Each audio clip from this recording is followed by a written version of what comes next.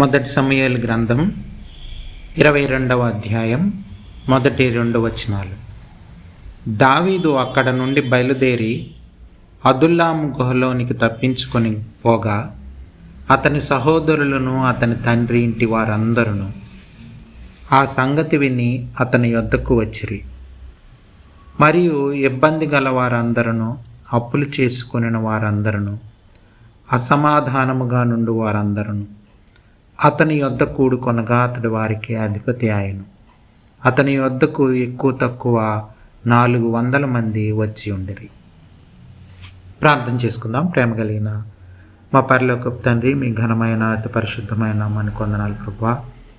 ఉదయకాల సమయంలో మీ సన్నిధికి చేరి మిమ్మల్ని స్తుతించడానికి, ఆరాధించడానికి, వాక్యపు వెలుగులో మమ్మల్ని మేము పరిశీలించుకోవడానికి దయచేసిన మరొక గొప్ప అవకాశాన్ని బట్టి ప్రభువా నాయన, పునరుద్ధాన దినాన్ని బట్టి ప్రభువా మిమ్మల్ని స్తుతిస్తూ, మిమ్మల్ని ఆరాధిస్తూ కనపరుస్తూ ఉన్నాం.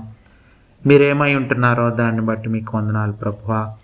మీ గొప్పతనాన్ని బట్టి, ఔన్నత్యాన్ని బట్టి, మీ ప్రేమను బట్టి, వాత్సల్యతను బట్టి, విశ్వాస్యతను బట్టి ప్రభువా మిమ్మల్ని స్తుతిస్తూ, మిమ్మల్ని ఆరాధిస్తూ కనపరుస్తూ ఉన్నాం. ఇంకా ఉదయకాల సమయంలో ప్రభు గడిచిన కాలంలో అనేక సార్లు ప్రభువా మాతో ప్రభువా నాయన మాట్లాడారు. మమ్మల్ని వాక్యం ద్వారా ఆదరించారు, దర్శించారు, మమ్మల్ని పోషిస్తూ ఉన్నారు ప్రభువా. అందుని బట్టి మీకు వందనాలు తెలియజేస్తూ ఉంటున్నాం ప్రభువా నాయన. ఈ సమయంలో ప్రభువా నాయన వాక్యాన్ని ధ్యానించిన ఏంటుండగా మాలో ప్రతి ఒక్కరితో మాట్లాడమని, మీ సన్నిధిని అనుభవించడానికి, ఆత్మీయంగా ఎదగడానికి ఈ సమయం మా జీవితాల్లో మాకు ఉపయోగపడడానికి కృప చూపించమని ప్రాధేయపడతా ఉన్నాం తండ్రి. ప్రభువా వాక్యం ఉన్న ప్రతి ఒక్కరిని దీవించి ఆశీర్వదించమని, ప్రభువా నాయన సరైన నిర్ణయాలు తీసుకోవడానికి సహాయం దయచేయమని పరిశుద్ధాత్మదేవ మిమ్మల్ని స్తుతిస్తూ, మిమ్మల్ని ఆరాధిస్తూ కనపరుస్తూ ఉన్నాం తండ్రి. మీకు వందనాలు ప్రభువా నాయన. యేసు ప్రభువా మీకు వందనాలు. మా కోసం కలూరు శిలువలో మీరు చేసిన త్యాగాన్ని బట్టి మిమ్మల్ని స్తుతిస్తూ ఉన్నాం తండ్రి. ప్రభువా నాయన, రక్షణ కార్యం ప్రభువా మా జీవితాల్లో జరిగించినందుకు ప్రభువా మిమ్మల్ని స్తుతిస్తూ ఉన్నాం. ఈ సమయంలో ప్రభువా మాలో ప్రతి ఒక్కరితో మాట్లాడమని, ప్రభువా వాక్యానుసారమైన జీవితం జీవించడానికి తీర్మానించుకోవడానికి ప్రభువా నాయన మా జీవితంలో ప్రభువా మీ చిత్తాన్ని అర్థం చేసుకోవడానికి, నిజమైన క్రైస్తవ జీవితం అర్థం చేసుకొని ఎదగడానికి సహాయం దయచేయమని ప్రాధేయపడుతూ, ఘనత మహిమ ప్రభావాలు మీకు ఆరోపిస్తూ మీరే మాట్లాడమని, అంధకార శక్తిని లయపరచమని యేసు ప్రభువారి అతి పరిశుద్ధమైన నామంలో ప్రార్థన అడిగి వేడుకుంటున్నాం తండ్రి. Amen, amen. పాత రోజుల్లో మనం చూస్తే ఈ యొక్క ఫోటోలు తీసే కెమెరాలో నెగిటివ్స్ ఉండేవి. ఆ నెగిటివ్స్ డార్క్ రూమ్లో తీసుకెళ్ళి దాన్ని ఒక వేరే కెమికల్స్తో వాటితో వాష్ చేసినప్పుడు ఫోటోలు మనం చూడొచ్చు. నిజమైన ఫోటోగ్రాఫ్ మనం చూడొచ్చు నెగిటివ్ నుంచి. సో డార్క్ రూమ్లో ఆ యొక్క ఇమేజ్ ఎక్స్పీరియన్స్ అయితే కానీ నిజమైనటువంటి ఇమేజ్ రాదు. అలాగే క్రైస్తవ జీవితంలో కూడా మన దైనందిన జీవితంలో మనం యేసు ప్రభువారిని అంగీకరించిన తర్వాత నిజమైన క్రైస్తవ జీవితం జీవించడానికి తీర్మానించుకొని యేసు ప్రభువారి మార్గాన్ని వెంబడించడానికి ప్రభువాన్ని మనం తీర్మానించుకొని ఆ విధంగా ఆ దేవుని సన్నిధిలో మనం కొనసాగుతూ ఉన్నప్పుడు దేవుడు ప్రతి పరిస్థితుల్లో మనకు పరీక్షల్లాగా, లేకపోతే మనకి శ్రమలు, ఇరుకులు, ఇబ్బందులు ఇలాంటివి కలిగినప్పుడు మనం అధైర్యపడకుండా దేవుని యొక్క సన్నిధిలో ఎదుగుతూ కొనసాగడానికి మనం ఆలోచించుకోవాలి. ఆ శ్రమలు వచ్చినప్పుడు మనం అధైర్యపడకూడదు, మనం లోకం వైపు చూడకూడదు, మనం శరీరానుసారమైన జీవితం వైపు మళ్ళకూడదు. విశ్వాసాన్ని మనం ఎక్సర్సైజ్ చేయాలి. ఈ విశ్వాసంలో ఇంకా ఎదగడానికి దేవుడు మనకు అటువంటి శ్రమలు, లేకపోతే ఇరుకులు, ఇబ్బందులు, అటువంటి అవన్నీ కూడా మనం ఇంకా దేవునికి దగ్గర అవ్వడానికి ఉపయోగపడతాయి. అంటే మనుషులే మనకి శ్రమలు పెట్టవచ్చు, మనుషులే మనకి ఇబ్బందులు కలిగజేసే విధంగా ఉండొచ్చు. ఈ లోకం మనల్ని ద్వేషించవచ్చు. మనం దేవునిలో కొనసాగుతున్నప్పుడు రకరకాలుగా మనల్ని మన సొంత ప్రజలే, లేకపోతే వాళ్ళే మనల్ని ఇబ్బంది పెట్టచ్చు. ఇలాగ రకరకాలుగా మన జీవితాల్లో రకరకాల పరిస్థితుల ద్వారా దేవుడు మనల్ని దగ్గర చేసుకోవడానికి, ఇంకా క్రమశిక్షణ చేసి మనల్ని ఇంకా యేసు ప్రభు వారి స్వరూపంలోకి మార్చబడడానికి ఆ పరిస్థితులన్నీ ఉపయోగపడతాయి. మనకి తాత్కాలికంగా మనం శ్రమలు అనుభవిస్తున్న టైంలో మనకు అర్థం కాకపోవచ్చు దేవుని యొక్క ప్రణాళిక. కానీ మనం ఓర్పుతో, సహనంతో ఆ శ్రమల్లో మనం దేవుని మీద ఆధారపడి మన జీవితాన్ని దేవుని చిత్తానుసారమైన జీవితాన్ని జీవిస్తూ కొనసాగిస్తే చివరికి మనకి దేవుని యొక్క ఆశీర్వాదాలు మనకు దొరుకుతాయి మన జీవితాల్లో. నిజమైన క్రైస్తవ జీవితాన్ని మనం అర్థం చేసుకోవాల్సిన అవసరం ఉంది. దావీదు కూడా తన జీవితంలో మనం చూస్తే ఆయన్ని రాజుగా సమూయేలు ఆల్రెడీ అభిషేకించబడినటువంటి వ్యక్తి. సమూయేలు ఆల్రెడీ దావీదుని రాజుగా అభిషేకించాడు. సౌలు కాకుండా సౌలు దేవుని చిత్తానికి దేవుని మీద ఆధారపడకుండా సౌలు రాజు దేవునికి దూరం అయిపోయినప్పుడు దేవుడు దావీదుని అభిషేకించమని సమూయేలుతో చెప్పినప్పుడు ఇంటికి వెళ్ళి దావీదుని సమూయేలు అభిషేకిస్తాడు రాజుగా. కానీ అభిషేకించగానే రాజు అయిపోలేదు. కానీ చాలా శ్రమల గుండా వెళ్ళాల్సి వచ్చింది. సౌలు దావీదుని చంపడానికి ప్రయత్నం చేశారు అనేకసార్లు. అయితే ఇక్కడ మనం 22వ అధ్యాయంలో మొదటి సమూయేలులో మనం చూస్తున్నప్పుడు అదుల్లాము గుహలోనికి తప్పించుకొని పోయినట్లు మనం చూస్తూ ఉన్నాం. అంటే ఆ యొక్క కేవ్ ఎక్స్పీరియన్స్ అన్నది క్రిస్టియన్ లైఫ్లో మనకు జరుగుతుంది. అంటే మనం కూడా భయం, లేకపోతే ఆందోళన, ఈ యొక్క శ్రమలు, లేకపోతే ఇటువంటి పరిస్థితులు క్రైస్తవ జీవితంలో మనం కొనసాగుతున్నప్పుడు మనకు వస్తాయి. మనం యోసేపు జీవితంలో మనం చూస్తే ఆయన యొక్క జైల్లో, ఆ యొక్క చెరసాలలో బందీగా ఉన్నాడు. కానీ తర్వాత ఆయన జీవితం మనం చూస్తున్నప్పుడు ఫరో రాజు తర్వాత రాజుగా అంతగా దేవుడు ఆయన్ని ఆశీర్వదించి ఆయన ద్వారా ఇశ్రాయేలు ప్రజలందరూ ఆశీర్వదింపబడేటటువంటి గొప్ప ప్రణాళిక, దేవుని ప్రణాళిక ఆయన ద్వారా నెరవేరింది. ఇంకా మనం చూస్తే మోషే యొక్క జీవితం మనం చూసినప్పుడు ఆయన కూడా అరణ్యంలో అనేక సంవత్సరాలు గడపాల్సి వచ్చింది. కానీ ఆ తర్వాత దేవుడు ఆయన్ని వాడుకున్నాడు. ఆ తర్వాత చాలా అద్భుతంగా ఇశ్రాయేలీల ప్రజల్ని వాళ్ళని బానిసత్వం నుంచి విడిపించడానికి దేవుని ద్వారా వాడబడినటువంటి వ్యక్తిగా, చాలా దేవుని చేత ఆశీర్వదింపబడిన వ్యక్తిగా, దేవునికి దగ్గరగా జీవించే అవకాశం, దేవునితో డైరెక్ట్గా మాట్లాడే అవకాశం, దేవుని యొక్క ఆజ్ఞలు పొందుకునే అవకాశం, ఇశ్రాయేలీయుల ప్రజలందరినీ నడిపించే అవకాశం, ఇటువంటి గొప్ప ప్రణాళికలు మోషే భక్తుని మోషే ద్వారా మా దేవుడు చేసినట్లు మనం చూస్తూ ఉన్నాం. అంటే దేవుడి చేత వాడబడినటువంటి భక్తులు వీళ్ళంతా కూడా ఉన్నారు. ఇంకా ఏలియా జీవితంలో మనం చూస్తే ఆయన కూడా ఒక వాగు దగ్గర అలాగా శ్రమలు అనుభవించి చాలా రోజులు గడిపినట్లు మనం గమనిస్తాం. ఆ తర్వాత దేవుడు ఆశీర్వదించినట్లుగా మనం చూస్తాం. ఆ తర్వాత యేసు ప్రభువాన్ని మనం చూసిన ఆయన కూడా అరణ్యంలో పరిచర్య చేసే ముందు అరణ్యంలో గడిపారు. ఆ దేవుని యొక్క క్రమశిక్షణలో, లేకపోతే ఆ యొక్క శ్రమల్లో ఆయన 40 దినాలు ఉన్నట్లుగా మనం చూస్తాం. సో ఇవన్నీ ఈ ఎక్స్పీరియన్సెస్ అన్నీ మనం చూస్తున్నప్పుడు దేవుని స్వరూపంలోకి, యేసు ప్రభు వారి స్వరూపంలోనికి, దేవుని మార్గంలోనికి మనం ఫిట్ అవ్వాలంటే, లేకపోతే అటువంటి జీవితంలో మనం ఎదగాలంటే మనల్ని దేవుడు క్రమశిక్షణలో ఉంచుతాడన్నది మనం అర్థం చేసుకోవాలి. క్రమశిక్షణ చేసి మనల్ని దేవుడు తనకు అనుగుణంగా మార్చుకుంటాడని మనం అర్థం చేసుకోవాలి.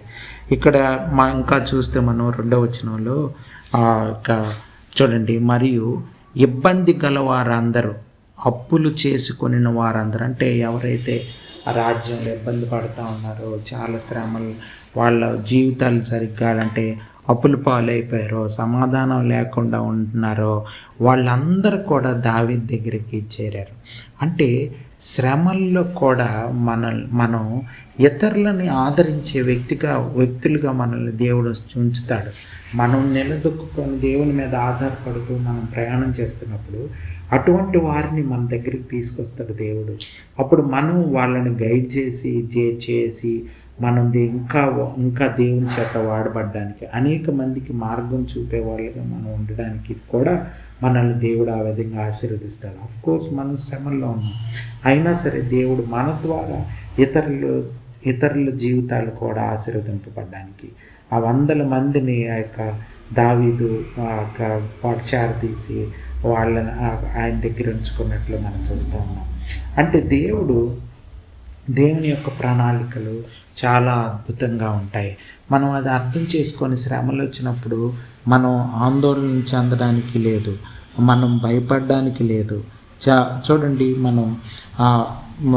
చూడండి దాక్కోవాల్సిన అవసరం రావచ్చు, లేకపోతే భయంతో కూడుకున్నటువంటి పరిస్థితులు రావచ్చు, మన జీవితాల్లో కన్ఫ్యూజన్ రావచ్చు, మన జీవితాల్లో మనం కోల్పోవచ్చు చాలా, మన స్నేహితుల్ని, లేకపోతే మన బంధువుల్ని, మన తోటి వారిని, మన తల్లిదండ్రుల్ని, లేకపోతే మన దగ్గర అయిన వాళ్ళని, లేకపోతే కోల్పోవాల్సిన అవసరం వచ్చినా రావచ్చు, లేకపోతే చాలా భయంకరంగా, లేకపోతే అసలు ఏమీ అర్థం లేని ఎందుకు బ్రతుకుతున్నాం, మనకి తర్వాత ఏంటి ఇంకా అన్న పరిస్థితికి వచ్చేయచ్చు మనం. కానీ దాని వెనక అద్భుతమైనటువంటి దేవుని ప్రణాళిక ఉందని మనం అర్థం చేసుకోగలిగితే, ఉదయకాల సమయంలో మనం నిజమైన క్రైస్తవ జీవితం జీవిస్తున్నప్పుడు మనకు వచ్చే తాత్కాలికమైన ఇబ్బందుల్లో, ఇరుకుల్లో మనం జీవితం పొంది క్రైస్తవ జీవితంలో కొనసాగే అవకాశం ఉంది. ఇది క్రైస్తవులుగా ప్రతి ఒక్కరూ అర్థం చేసుకోవాల్సింది. చూడండి, రోమీయులకు రాసిన పత్రికలో 5వ అధ్యాయంలో చూడండి, 5వ అధ్యాయం 3వ వచనం నుంచి 5వ వచనం వరకు చదువుతున్నాను. అంతేకాదు శ్రమ ఓర్పు పరీక్ష నిరీక్షణను కలుగజేయునని ఎరిగి శ్రమలయందు అతిశయపడదు. అటువంటి శ్రమలు వస్తే అతిశయపడాలంట. అంటే ఇంకా మనం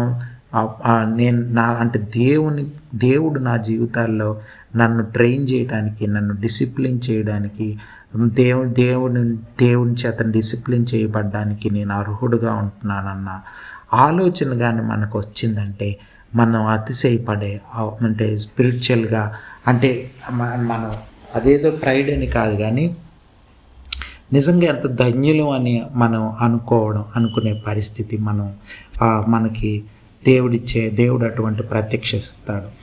చూడండి, శిష్యులు అందుకే వాళ్ళు చెరసాల్లో ఉన్న, ఇరుకుల్లో, ఇబ్బందుల్లో ఉన్నా సరే వాళ్ళు ఇంక పాటలు పాడతా ధైర్యంగా ఇంకా ఎక్కువ సువార్తను ప్రకటిస్తూ ఆనందిస్తూ సంతోషిస్తూ ఉన్నారు. శ్రమల్లో కూడా శిష్యులు మనం చూస్తున్నప్పుడు అపోస్తలులు అటువంటి గొప్ప జీవితాన్ని దేవుడు వాళ్ళకి దయచేశాడు. అందుకే వాళ్ళు దేవుని ప్రేమను, దేవుని యొక్క సన్నిధిని సంపూర్ణంగా అనుభవించారు. పరిశుద్ధాత్మ దేవుని చేత సంపూర్ణంగా నడిపింపబడ్డారు. అందరికీ మార్గం చూపించారు. అటువంటి గొప్ప అవకాశం వాళ్ళకి యేసుప్రభు వారి మార్గాన్ని ప్రత్యక్షంగా వాళ్ళు కూడా ప్రయాణం చేసి చూపించారు, మన ముందు ఉంచారు అటువంటి మార్గం. ఆ మార్గంలో మనం కొనసాగడానికి మనకు ప్రతి పరిస్థితుల్లో అవసరమైన వాక్యాలు, ధైర్యపరిచే వాక్యాలు, ప్రణాళిక అర్థం చేసుకునే వాక్యాలు, ఇవన్నీ కూడా మన ముందుంచాడు పరిశుద్ధాత్మ దేవుడు. కాబట్టి శ్రమల్లో ఉన్నప్పుడు మనకి పేషెన్స్, ఓర్పు నేర్పిస్తాడు దేవుడు. ఓర్పులో ఇంకా మన ఓర్పులో పరీక్ష కలుగజేస్తాడు. టెస్ట్లు వస్తాయి మన జీవితాల్లో, వాటిని బట్టి మనకి ఇంకా హోప్ పెరుగుతుంది. అంటే దేవుని మీద ఇంకా నిరీక్షణ పెరుగుతుంది. ఇంకా మనం దేవుని యొక్క రాజ్యపు విలువలు, మనం ఆ యొక్క రాజ్యంలో ఎలాగుండాలన్నది ఇక్కడి నుంచి దేవుడు మనల్ని ట్రైన్ చేసి దేవుని రాజ్యంలో మనల్ని అంటే ఎల్లప్పుడూ దేవుని రాజ్యంలో దేవుని సన్నిధిలో ఉండే అవకాశాన్ని దేవుడు మనకి ఇవ్వడానికే ఇటువంటి పరిస్థితులు గుండా మనల్ని తీసుకెళ్తా ఉన్నాడు. ఇది మనం ఈ యొక్క ఉదయకాల సమయంలో అర్థం చేసుకోవాలి. చూడండి, ఆ యొక్క కేవ్ ఎక్స్పీరియన్స్ అన్నది, అంటే ఆ గుహలో ఆ దావీదు నేర్చుకున్నటువంటి పాఠాలు ఏవైతున్నాయో మనందరికీ మాదిరిగా ఉన్నాయి. ఈ ఉదయకాల సమయంలో క్రైస్తవ జీవితానికి మాదిరిగా ఉంది. చూడండి, దేవుని మీద ఆధారపడాలని ఆ యొక్క ట్రైనింగ్లో దావీదు భక్తుడు అర్థం చేసుకున్నాడు. దేవుడే కాపాడాలి అన్నది. ఎవరో కాపాడరు, మనుషులు కాపాడరు. మనల్ని మనం రాజుగా చేయాలన్నా ఏం చేయాలన్నా దేవుని చేతిలో ఉందని అర్థం చేసుకొని సంపూర్ణంగా దేవుని మీద ఆధారపడే ఒక జీవితం ఆయన నేర్చుకున్నాడు. మనం కూడా శ్రమల్లో ఓర్పుల్లో ఉన్నప్పుడు దేవుని మీద సంపూర్ణంగా ఆధారపడాలని దేవుడు మనకు నేర్పిస్తాడు.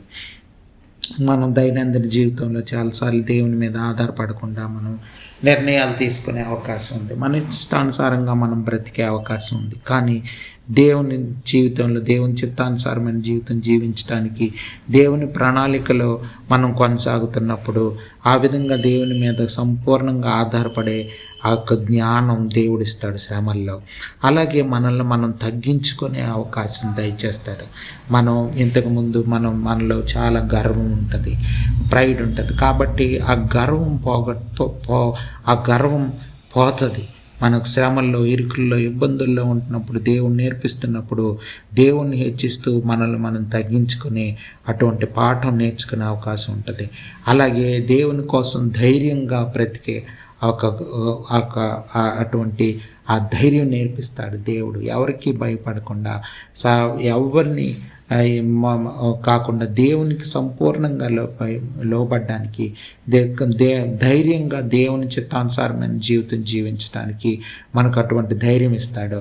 ఈ శిష్యుల జీవితాల్లో మనం చూస్తున్నప్పుడు వాళ్ళు శ్రమల గుండా వెళ్ళిన ఇరుకులు, ఇబ్బందులు, ప్రాణం భయం ఉన్న ఎంత ఇదైనా సరే వాళ్ళలో ధైర్యం మనం చూస్తాం.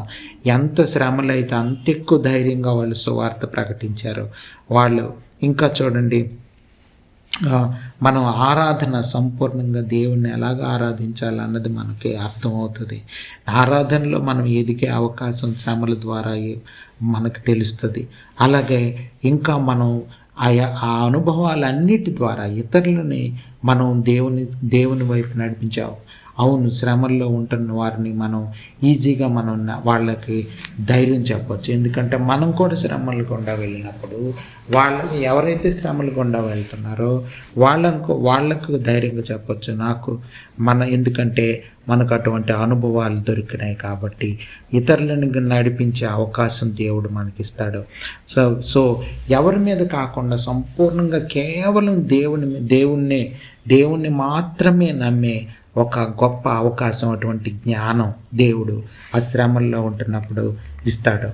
ఇవన్నీ కూడా దావీదు తన జీవితంలో నేర్చుకున్నాడు. దేవుని మీదే ఆధారపడడం. ఎన్ని యుద్ధాలు వచ్చినా, ఆ తర్వాత రాజు అయిన తర్వాత ఎన్ని యుద్ధాలు వచ్చినా, ఎంత భయం పెట్టినా, ఎన్ని రాజ్యాలు ఆయన మీదకి దండెత్తినా సరే సంపూర్ణంగా దేవుని మీద నమ్మకం ఉంచడానికి ఆయనకి అటువంటి జ్ఞానం ఆ యొక్క గుహల్లో అక్కడ దాక్కుంటున్నప్పుడు ఆయనకు దొరికింది. ఆయన దేవుని చేత ట్రైన్ చేయబడినటువంటి వాడు దావీదు. అలాగే మనం కూడా దేవుని చేత మనం క్రమశిక్షణలో డిసిప్లిన్ చేయబడితే ఎంత గొప్ప అనుభూతి, ఎంత గొప్ప అవకాశం దేవుడిచ్చే. అందుకని శ్రమల్లో మనం సంతోషించాలి, శ్రమల్లో మనం ఆనందించాలి, శ్రమల్లో అతిశయపడాలి, దేవుణ్ణి బట్టి సంతోషించాలి. ఇది మనం ఈ ఉదయకాల సమయంలో నేర్చుకోవాల్సిన అద్భుతమైనటువంటి పాఠాలు. దావీదు రాజుగా అవుతాడు, కానీ ప్రస్తుత పరిస్థితి మనం చూస్తే ఆయన దగ్గర ఏమీ లేదు, ఎవ్రీథింగ్ ఆయన పోగొట్టుకున్నాడు. అది కానీ దేవుణ్ణి కనుగొన్నాడు. చూడండి, సంపూర్ణంగా దేవుని మీద ఆధారపడడం నేర్చుకున్నాడు. ఇంకా దేవునికి దగ్గర అయ్యే అవకాశం దొరికింది, ఎన్ని పోయినా సరే. సో ఇది ఉదయకాల సమయంలో మనం నేర్చుకోవాల్సినటువంటి పాఠాలు. చూడండి, ఈ పాఠాలన్నీ మనం అర్థం చేసుకుంటే మనం కూడా కేవ్ ఎక్స్పీరియన్స్ మన జీవితాల్లో వచ్చినప్పుడు మన ఒకరోజు దేవుడు మన మీద క్రౌన్ పెట్టబోతా ఉన్నాడు. మన జీవ కిరీటం మనకు దొరికే అవకాశం దేవుడిస్తాడు. చూడండి కోలు ఉంటుంది, బొగ్గు, అది ఒక భూమి అంతర్భాగాల్లో ఉంటున్నప్పుడు, డార్క్ ప్లేస్లో ఉంటున్నప్పుడు అది డైమండ్గా మారిపోతుందంట చాలా సంవత్సరాల తర్వాత. భూమిలో చాలా లోతైన ఆ ప్రాంతంలో బొగ్గు ఉంటే ఆ డార్క్నెస్కి, ఆ ఎక్స్పీరియన్స్కి అది డైమండ్గా మారుతుందంట.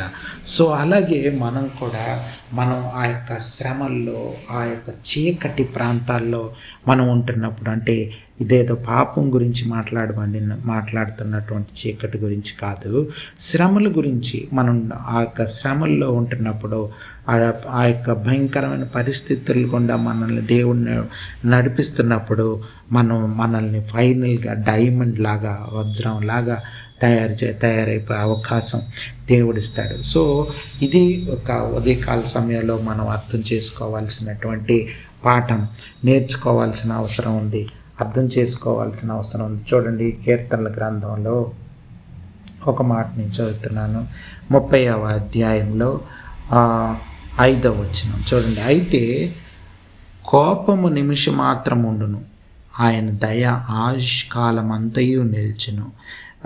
దేవుని యొక్క నేచర్ ఎలాగుందంటే ఆయన కోపము నిమిషం మాత్రం ఉండు, అది దేవుని యొక్క నేచర్. అలాగే అంటే సాయంకాలమును ఏడ్పు వచ్చి రాత్రి ఉండినను ఉదయమున సంతోషం కలుగును.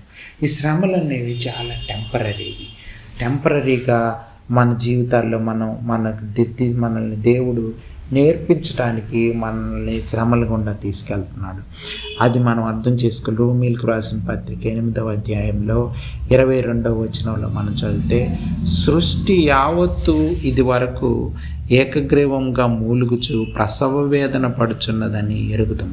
చూడండి, సృష్టి అంతా కూడా పాపాన్ని బట్టి, మనిషి చేసినటువంటి ఆ పాపాన్ని బట్టి సృష్టి అంతా కూడా సఫర్ అవుతూ ఉంది అని ఆ సందర్భంలో ఏం మాట్లాడుతూ ఉన్నాడంటే, ఆ శ్రమలు అనేవి ప్రసవ వేదనతో పోల్చారు.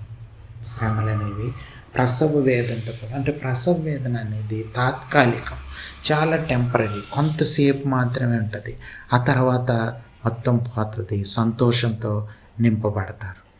సో ఇది ఉదయకాల సమయంలో మనం అర్థం చేసుకోవాలి. శ్రమలు అనేవి మన దేవుడిచ్చే ఆ యొక్క అనుభవాలు, మనం అవమానపరచబడిన, దేవుని నామాన్ని బట్టి మనం అవమానపరచబడిన, సిగ్గుపరచబడిన, భయాందోళనకు గురి చేసిన, ప్రాణభయం మన జీవితాల్లో వచ్చిన, మనం దాక్కోవాల్సిన పరిస్థితి వచ్చినా, లేకపోతే ఏ పరిస్థితి వచ్చినా సరే, దావీదులాగా ఆ యొక్క గుహల్లో దాక్కున్నాడు పాపం, ఆయన ప్రాణం కాపాడుకోవడానికి అన్నట్లు.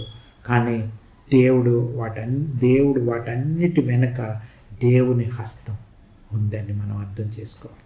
సో మన జీవితాల్లో కూడా మనం చాలా శ్రమల గుండా, ఇరుకుల గుండా, ఇబ్బందుల గుండా వెళ్ళినప్పుడు దేవుని హస్తం దాని వెనక ఉందని, దేవుని చిత్తంలో మనం ఉంటున్నాం కాబట్టి, దేవుని చిత్తానుసారమైన మన జీవితం మనం జీవిస్తున్నాం కాబట్టి, ఒకవేళ నేను చెప్పేవి మనం తప్పిదాలను బట్టి, మన పాపాలను బట్టి వచ్చే శ్రమల గురించి మనం మాట్లాడుకోవట్లేదు ఇక్కడ. ఈ లోకానుసారమైనటువంటి వాటి గురించి కాదు, మనం ఆత్మానుసారమైనటువంటి జీవితం ద్వారా దేవునిలో కొనసాగుతున్నప్పుడు మనకి జరిగే అవమానాలు, ఇరుకులు, ఇబ్బందులు గురించి మనం ఉదయకాల సమయంలో మాట్లాడుకుంటున్నాం. సో మనం ఎటువంటి పరిస్థితులు గుండా వెళ్ళినా దేవుడు మనల్ని ఆదరించే దేవుడు.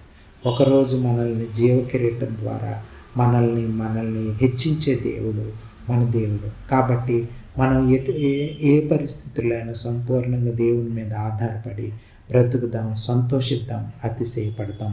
అటువంటి జ్ఞానం పరిశుద్ధాత్మ దేవుడు ఉదయకాల సమయంలో మనందరికీ ఈ వాక్యమును ప్రతి ఒక్కరికి దయచేయాలని ప్రార్థన చేసుకుందాం. ప్రేమ కలిగిన మా పరలోకపు తండ్రి, మీ ఘనమైన అతి పరిశుద్ధమైన మనకు వందనాలు, స్తోత్రాలు తెలియజేస్తూ ఉన్నాం. ప్రభువా, ఉదయకాల సమయంలో ప్రభువా మాతో మాట్లాడారు, అందుని బట్టి మిమ్మల్ని స్తుతిస్తూ ఆరాధిస్తూ ఉన్నాం తండ్రి. ప్రభువా నాయన, ఆ యొక్క మా జీవితాల్లో జరిగే ప్రతి పరిస్థితుల్లో మీకు దగ్గర అవడానికి, ప్రతి పరిస్థితిలో సంతోషంలో, సమాధానం, ప్రభు నాయన ఇరుకుల్లో, ఇబ్బందుల్లో, ప్రభు నాయన సమాధాన పరిస్థితుల్లో, ఏ పరిస్థితుల్లో అయినా మీకు దగ్గరగా ఉండడానికి, ప్రభు నాయన ఇంకా ప్రార్థనా జీవితంలో ఎదగడానికి, వాక్యం ఇంకా ధ్యానం చేసే క్రైస్తవులుగా మేము ఉండడానికి మాలో ప్రతి ఒక్కరికి జ్ఞానం దయచేయమని, అటువంటి ప్రభు నాయన ప్రతీక్షత మాకు దయచేయమని ప్రాధేయపడుతూ, ప్రభు ఆత్మీయంగా ఎదగడానికి కృప చూపించమని, వాక్యం విన్న ప్రతి ఒక్కరు దీవించబడడానికి కృప చూపించమని, వాక్యానుసారమైన జీవితం జీవించడానికి చివరి దినాల్లో ప్రతి ఒక్కరు తీర్మానించుకోవడానికి, దేవుని చిత్తానుసారమైన జీవితం ఎరిగి కనుక్కొని అర్థం చేసుకొని వాక్యాన్ని ధ్యానించడానికి, దేవుని చిత్తం జరిగించడానికి సహాయం దయచేయమని, ఘనత మహిమ ప్రభావాలు మీకే ఆరోపిస్తూ యేసు ప్రభు వారి అతి పరిశుద్ధమైన నామంలో ప్రార్థన అడిగి వేడుకొంచున్నాం తండ్రి. ఆమేన్.